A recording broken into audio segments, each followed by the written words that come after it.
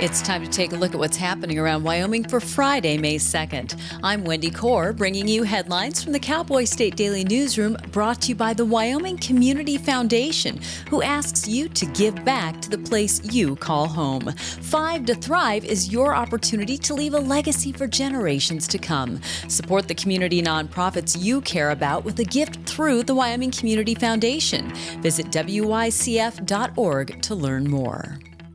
As conservatives across the nation have rallied behind President Donald Trump and Elon Musk's efforts to reduce government waste through the federal Department of Government Efficiency program, the Wyoming Freedom Caucus wants to follow that model at the state level. Cowboy State Daily's Leah Wolfson reports that in outlining its goals for the upcoming interim legislative session, the Freedom Caucus says doging Wyoming's budget is a top priority to identify unconstitutional and wasteful spending. I spoke to Representative John Baer, the chairman emeritus of the Wyoming Freedom Caucus, about this. And Baer said one specific thing that he would like to doge is looking at state grants. He's concerned about that and brought up a few situations where that's happened. One example was a AIDS awareness event held in Laramie, where the Department of Health gave a few $1,000s for this event, but the event also featured a drag show and alcohol. And Baer thought that was an inappropriate use of state money. Baer also pointed out that he believes that giving money to any nonprofits is debatably unconstitutional under the Wyoming Constitution. Although he's said before that he only wants to prevent an increase in state spending, Baer told Cowboy State Daily on Tuesday he also wants to put state grants under the microscope.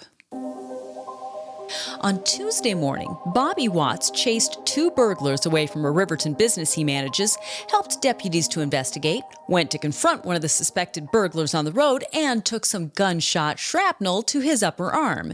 Then, he told Cowboy State Daily's Claire McFarland, he started his normal workday. Remote connection to the business alarm waking him like 3:20, and he goes and kind of chases down 2 guys that had broken into the shop and to the getaway vehicle, which the sheriff's office associates with a female who's still at large. And his wife chases the getaway vehicle down to a trailer park where authorities find it and gets the license plate number. And then Watts helps deputies with their investigation. They're looking through video and helps them identify the one guy they caught on the highway. And then later on, someone says, oh, there's a guy with a bucket walking down the road. It's like, that's our bucket. That probably has all our keys in it. So he goes to confront the guy in the bucket. He gets shot at through the windshield of his F-350, and he ducks just in time. He gets his arm, what he calls cauterized from hot lead shrapnel from where the bullet hit the windshield, slowed, splintered. Little lead beads in his hoodie that he didn't get to keep because investigators took it for part of their investigation. And that was just early morning. After that, he had a full day of work. The Fremont County Sheriff's Office later that day identified the suspected burglars as 18-year-old Kenneth Heba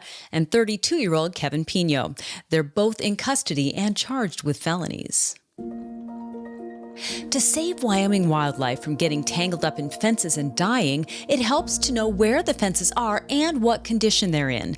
That's what researchers told Outdoors reporter Mark Hines, adding that the 2024 Absaroka Front Fence Inventory in northwest Wyoming will help to do just that. Basically, it's to give everybody, ranchers, conservationists, anybody, a good, solid picture of what we're looking at in terms of all the fences that are out there, where they're located. Unfortunately, quite a few animals do get caught either trying to crawl under fences or jump over them. So it's good to know exactly where all the fences are located and kind of superimpose that with the wildlife migration route so that people have a much clearer picture of, hey, we can put in wildlife fencing here or wildlife friendly fencing here. Or, hey, here's a 5-mile section of crappy old fence that nobody's using anymore. We can just go in and tear that out. More than 155 miles of fences were mapped and measured. That included 27 miles revealed to be in need of repair or modifications to make them safer for deer, elk, antelope, bighorn sheep, and other wildlife. Also, more than 300 miles worth of incorrect listings or locations of fences were removed from databases and maps.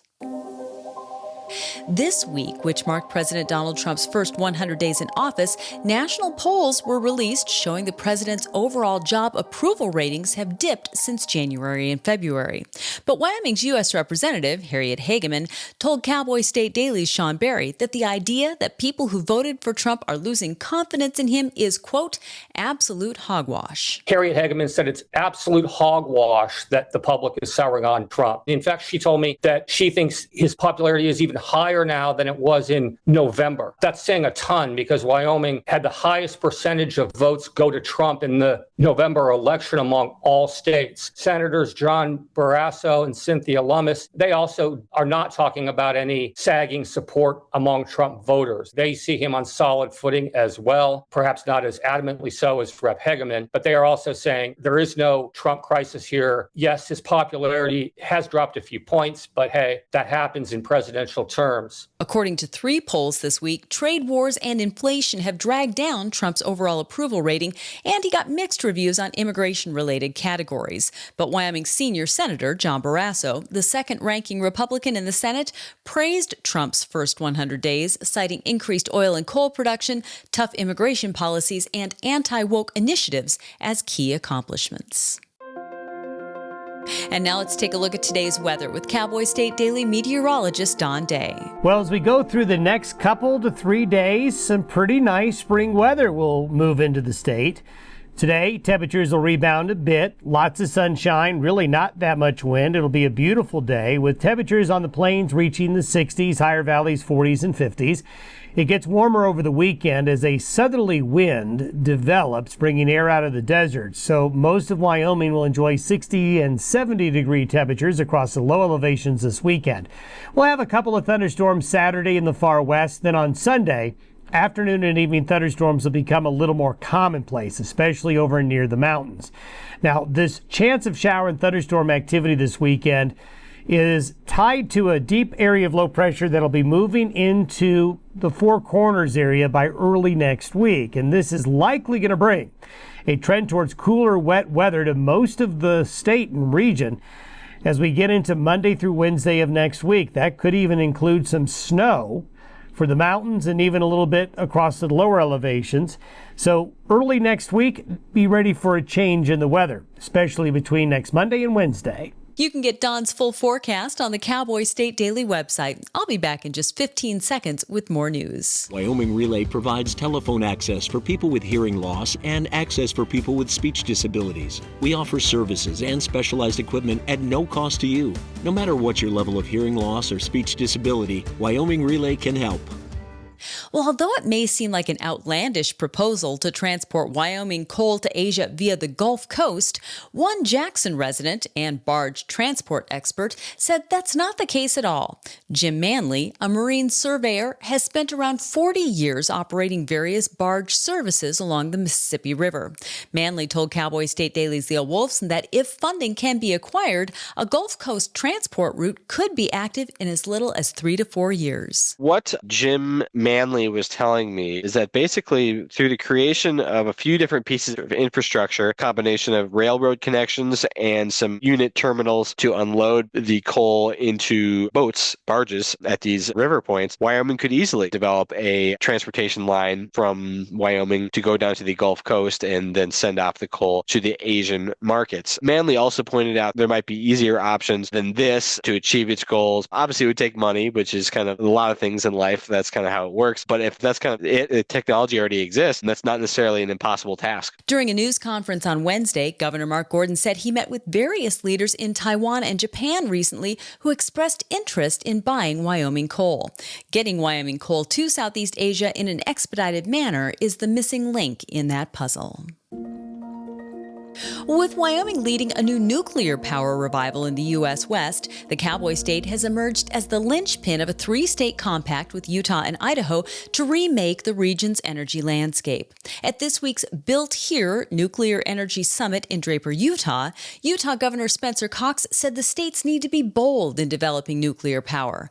Cowboy State Daily's David Madison reports that Cox, along with Wyoming Governor Mark Gordon and Idaho Governor Brad Little, signed an agreement to team up and together shape regional energy policy, including more investment in nuclear power. They talked about the investment possibilities, the different technologies that are coming to Utah, companies investing in the state. And it was really just kind of a love fest for the idea of nuclear power, from the policy rah-rah of both the governors from Idaho and Utah and Wyoming all being there. Where Idaho comes into this 3-way partnership is that they have the leading lab that studies this technology, small modular reactors. Wyoming's piece is that, hey, we're actually building one in Kemmerer. It's a different type of technology, but in the same space. And then Utah is kind of the political uniter, trying to get everyone together and saying, hey, let's get this going. Let's get a Western nuclear power revolution off the ground. The summit included a group of about 20 representatives from energy and technology companies, along with investment groups.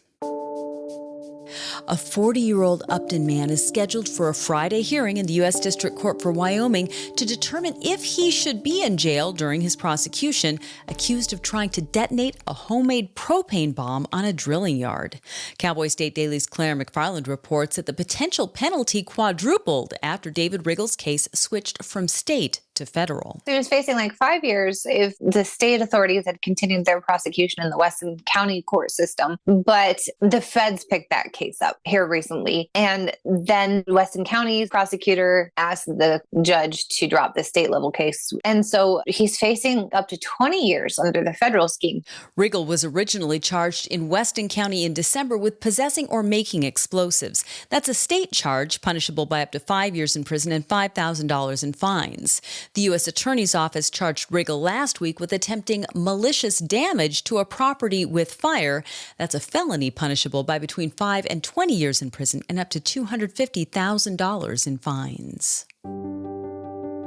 And Bruno is a huge male grizzly best known as a frequent suitor of Wyoming's beloved Grizzly 399. And he put on a rare show in Grand Teton National Park as he went ice fishing for trout. Cowboy State Daily's Mark Hines spoke to Neil Simmons, who runs Roam Wild photo tours in Grand Teton. He was with some clients late last week when they rounded a corner on the nearby road just in time to witness Bruno's antics. When the Snake River at Oxbow in Grand Teton National Park was still frozen over last week, he walked out on the ice and was like busting through the ice with his paw and grabbing fish. And he falls through the ice at one point, but of course he doesn't care. He's a bear. I talked to the person who took the video and they said it was really cool. They've been following the bears of Teton for 10 years. Said he'd never seen anything like that. Wyoming Game and Fish large carnivore specialist Dan Thompson told Cowboy State Daily that Bruno's ice fishing venture was rare behavior. However, grizzlies are extremely intelligent and can get creative when it comes to finding a meal. And that's today's news. For a deeper dive into the people and issues that affect Wyoming, check out The Roundup, conversations with the most interesting people in the Cowboy State. This week, my guest is ranch historian Dixie May, who has so many stories to tell about the historic Albany County ranches. You can find the link on our website, on our YouTube channel, and wherever you get your podcasts. And of course, you'll find it in our free daily email newsletter. Thanks for tuning in. I'm Wendy Corr for Cowboy State Daily.